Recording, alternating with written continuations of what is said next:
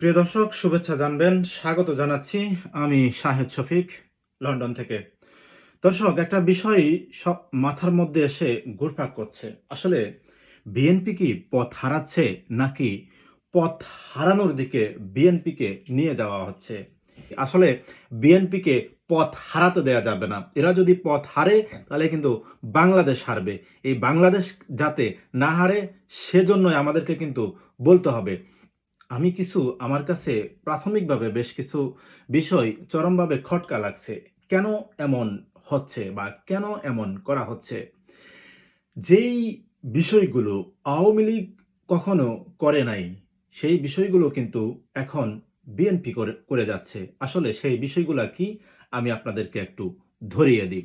BNP ক্ষমতায় আসলে প্রায় ১ কোটি আম কর্মসংস্থান সৃষ্টি করবে বলে তারা জানিয়েছে।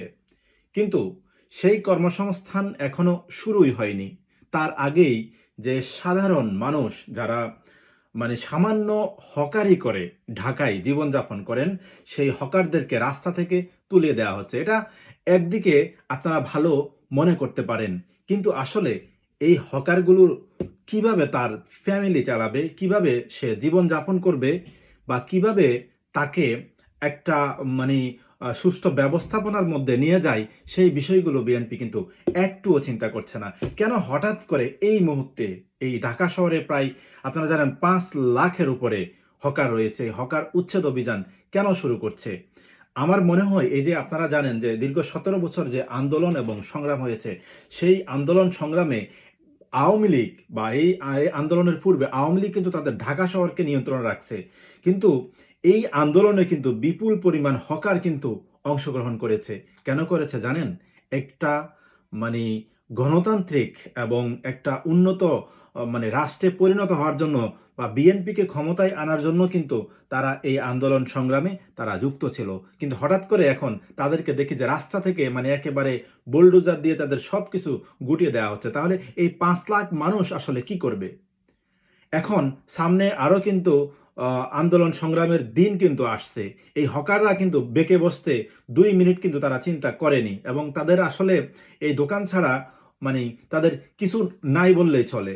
তো তাহলে আ আ আপনি তারা তো বুলেটের সামনে তাদের জীবন দিতে কিন্তু তারা ওইভাবে কিন্তু চিন্তা করে না।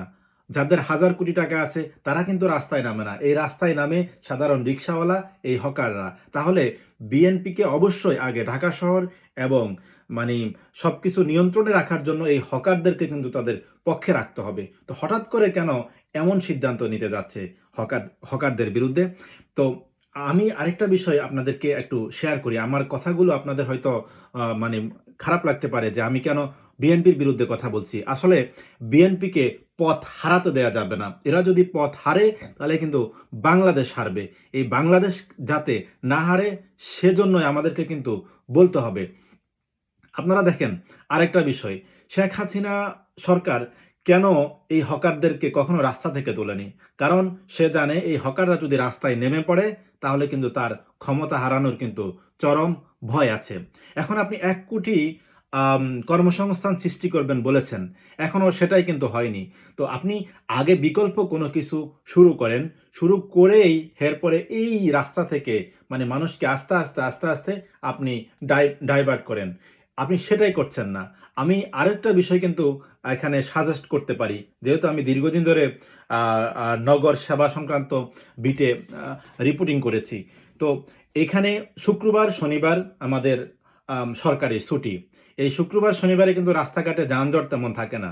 আপনি হকারদের জন্য শুক্র, শনিবার নির্ধারণ করে দেন। নির্ধারিত জায়গা নির্ধারণ করে দেন। অথবা যেকোনো একটা জায়গায় আপনি ক্লিয়ার কাট করে দেন এবং এখানে প্রয়োজনে আরো ধরেন ৫,০০০ পুলিশ আপনি নিয়ন্ত্রণ এখানে নামিয়ে দেন।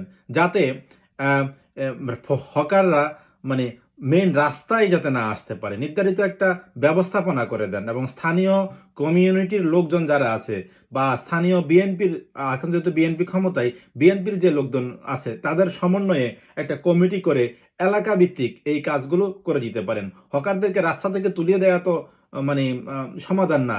তাহলে এই লোকগুলো হঠাৎ করে কি করবে? তার ঢাকা শহরে বাসা আছে, তার ঢাকা শহরে বাসা ভাড়া আছে, তার ফ্যামিলি আছে, সবকিছু আছে। আপনি সবকিছুকে তুচ্ছ করে আপনি এভাবে তুলে দিচ্ছেন? কালকে তো এই হকাররা রাস্তায় নামবে। তখন কি করবেন?